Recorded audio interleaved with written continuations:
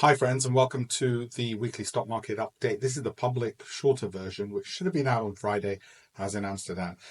So it's now Monday, but I have updated some of the data and I'll let you know where we're up to on all of this. This is the share prices relative to forward or projected expected profits. And red is expensive. You're paying $28 of Microsoft for every future expected dollar in profit, whereas for Verizon, you're only paying $8.50. And as you know, on Friday, I bought Verizon, not on that valuation metric alone. And I also bought CVS, not on that metric alone. But it was based on ticking the value, growth, income, because I like to do my due diligence. I used to be a barrister. Satino, Alpha, Croaky, cash return on capital invested. We'll come to some of these other stocks in green that I own and some I don't, and some of the reds that I own and continue to own and why as well, and how and when to get out of them, like the likes of, say, an Nvidia or a ServiceNow. Okay, so let's get on with that now. As you'll know, with this each week, I do not simply look at the price charts. I will tick the value growth rating box. If you're on my Great Investments program, you'll know this. Have a look at alpeshpatel.com/links. Satino and Alpha are critically important. The cash return on capital invested is important because it's a metric still used to pick stocks by Goldman Sachs Wealth Management for their wealthiest investors. And we really want that to be marked green, i.e. stocks in the top quartile, because they do tend to have exceptional performance. Not every year, not every stock in that.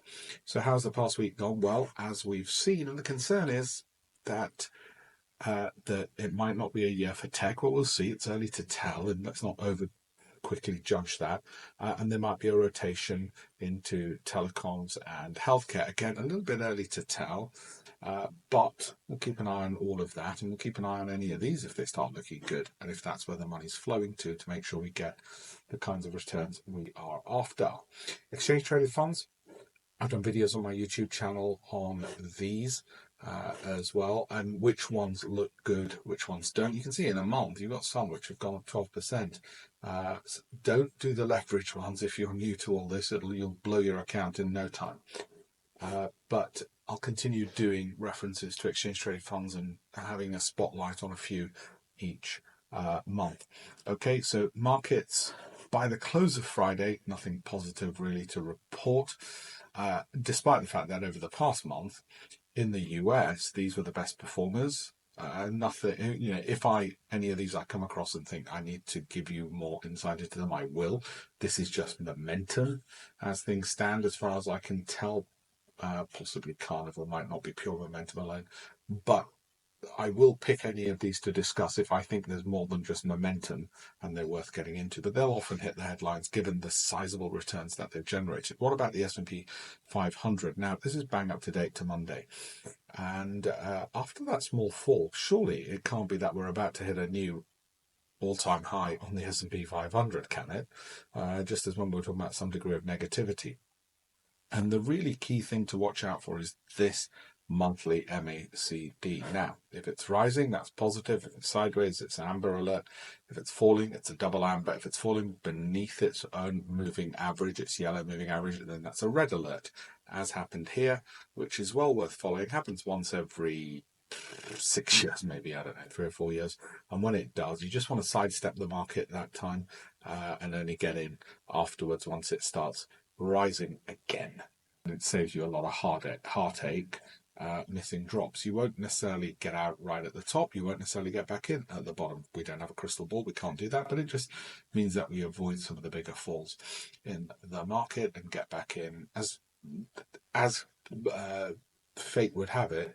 This time last year, it was the first week of January, where this and by then flattened and seemed sufficiently sensible to get in. So where are we at the moment? Well, relatively positive again. So let's just watch and see. Some of my students have been asking, shall I buy on Wednesday? Should I buy now from the list that they've already generated from the approved filtered list and the further filtered list on my programs? And I would say to you today or Wednesday, as you wish, or you might do a little bit over the next 2 or 3 days for your 12-month holds. What about the FTSE? Well, it's continued to get some buoyancy, even though it is pretty much stuck in the past at 2018 levels. So, it's been 6 years and it hasn't gone anywhere. But guess what? I've got some good news for you. FTSE 100 CEOs collectively, on average, have by now earned more than the average salary of the average British person earns in an entire year. So, they get paid for failure, which is phenomenal that we reward failure because, we want everybody to feel included, don't we? So there's your FTSE 100 now. Apple, what I've drawn here is the 200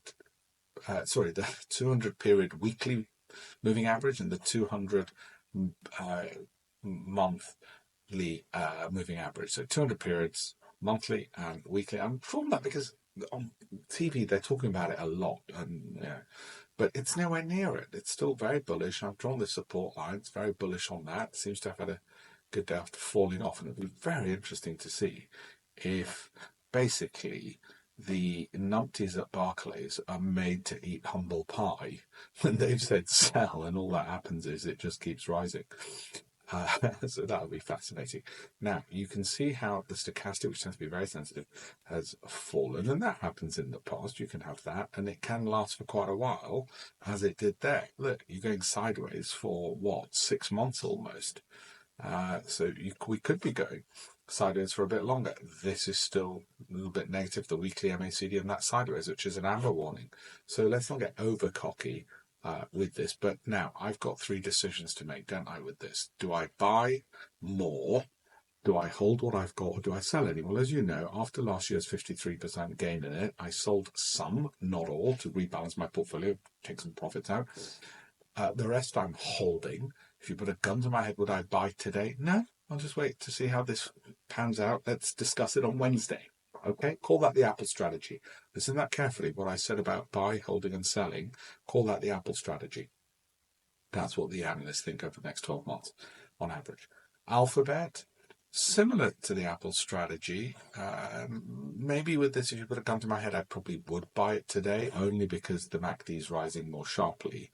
Okay, so the difference between the Apple and Alphabet strategy was with Apple, I was waiting till I bought. I continue holding, and I did sell some of my positions from last year just to rebalance because we'd made such a bloody big gain, But if you put a gun to my head, in other words, if you're asking, should I buy some today? Should I buy some today? Then I probably would.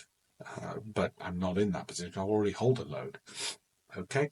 Microsoft, similar to the Alphabet strategy as well, for obvious reasons. Amazon, it came off a bit. I mean, it's done it in the past, so we're not going to panic stations, and that's still going up a fair bit. Now, the one thing you've got to worry about is this. This is called a bearish divergence, where the momentum, the weekly momentum, moving average, convergence, divergence makes a lower high, but the price makes a higher high. Now, when that happens, sometimes, I'm trying to find a space, sometimes, not guaranteed every time, like there, I think, for instance, it's supposed to sell off. And you notice that it actually didn't. It took a while before it did. One thing's for sure, that when the blue is below that, then I certainly am in red signal. And of course, boom, it did crash. It took a while. It took a hell of a lot longer than people anticipated. But that's where we are with this. So buy, hold, or sell. Alphabet strategy with this. Okay, that's what the analysts think to the upside. Now, Disney was a special situation. That means it didn't quite hit our approved filtered list, but it was close. And as you can see, just waiting for it. That's what the banks think. Okay.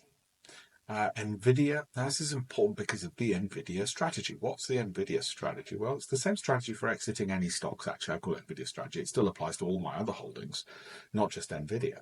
And it is, as you know, if this drops X1, e.g. 10, 20, 30%, you will sell, depending on your risk appetite, 1%. So if it drops 10%, you might sell. Well, what's the right number for you? In hindsight, I can tell you what the right number should be, but we don't know because hindsight's useless. But you might be very risk averse, in which case you say if it drops 10%, I'm selling 100%. Or you might be very risk loving, in which case you say if it drops 30%, I will sell 100%. And you can work out your differences in between. Okay, is it worth doing that? Well, it is, because look what happens if you don't. You make all these lovely gains of almost 300%. And then you see them all whittle away and you lose all that time. You lose all those gains, and that's why fund managers mess up, because they can't go into cash when they should. And they do snakes and ladders, or they do the ladders and market like crazy, and they do the snake, okay? So it is worth making that effort. You put a little Excel spreadsheet or Google Sheets together, and you put the numbers next to each other, and that's it. It takes 5 seconds. Okay, there's your return potential according to the analysts. Now, with Tesla, as you know, it sold out in October, right after that fall, and since when it recovered. And the reason I keep showing it, even though I don't hold any, and I may get in future in the special situation, in which case I'll tell you on the private Telegram channel. But for now, it's going sideways, so wait and watch. Nothing exciting on that one. Meta, Nvidia strategy, and Apple strategy, which is, look, we'll sell some of our last year's massive gains, which was 250% last year. Obviously sold some, held a little bit, and would I buy right now? If you put a gun to my head, probably not. I'd probably wait. But the Nvidia strategy, that's what could happen. And when it's happened in the past, you see these massive, lovely gains. And the trick is, I want my clients to keep hold of them. You see, a fund manager won't be able to keep hold of them because they'll drag it all the way down because they can't sell into cash. I mean, they can sell the stock, but what are they going to buy? So they then see it go all the way down. So what I want to do with my clients is, once they've got this big ripened fruit, within 12 months usually that period happens, they sell, depending on the drop. So, worst case insurance policies, if it drops 25%, we'd sell 100%. So at least they know there's something there. But from the highest it's been since they bought it. But for some, it might be, I'll sell 50% if it drops 10%. Okay, and the reason for that is, I should put those the other way around. The reason for that is that you want to keep the money you made. It's not just about making money; it's about how much you keep. Okay, so that's Meta. ServiceNow, similar kind of story to Meta. To Nasdaq and all the Nasdaq. To Nvidia and all the rest of them. I mean, that's still positive, so there's no need to go into panic stations just yet, but we're mindful that this can happen. So whilst we see it rising, we don't get too greedy, because we don't want all of that, and then this, and then that, and then what the hell's happening? And that's just cost me, time is money. That's just cost me, what is that, 1 year at least? So we keep a close eye on it. Is it worth keeping an eye on it? Yeah, because you want to keep your money. If you like money, it's worth keeping an eye on it. See what the banks say at the moment. And when people say, I'm going to hold it forever. Well, great. If you want to hold it forever, basically, then you're living in September 2021. How do you like missing 2.5 years? Was it 3.5? I can't remember the maths. Cisco, after it had that fall, it recovered. Now that looked like it's typical soft bad news. Soft bad news is when something falls but then rises. Hard bad news is when it falls and continues falling. Hard bad news is things like, we've messed up on our profits, we've missed our profit targets, and it looks like we're going to miss them forever. Whereas soft bad news is, we didn't get a big order. Outlook looks a bit grey, and then it can recover, so it's a bit soft as opposed to really hard numbers. So we are with that. We're watching. It's going sideways, which a bit neutral. Yeah, it is very hold. Nothing to get excited about. Won't buy anymore now. Just keep hold and watch and see. Netflix, which, as you know, I don't own. So why do I show it? Well, it's popular. People watch it. And we wanted to make the point of what something looks like. We can't buy everything. What something looks like. It was after this big rise in earnings that we got in. You went, well, you got in late. Well, no, we didn't get in when it was falling, and we didn't get in at the bottom because we don't have a crystal ball. So what? We got in there because, look, that's the direction we projected, and it's well on its way. You're welcome. Okay, so that's the idea. I'm not saying it'll necessarily achieve it. That's why we watch it, because, look, it could easily go back down here, as it often does, look, because it drops, then rises, then goes back up above the previous peak, then drops again. Oh, you're rubbish. Oh, you're brilliant. Oh, you're rubbish. Oh, you're brilliant. And that's what it tends to do in the past. And that's why I like to show people price patterns, so they get a sense of reality. If you're not already on the Great Investors Program, have a look at that, campaignforamillion.com.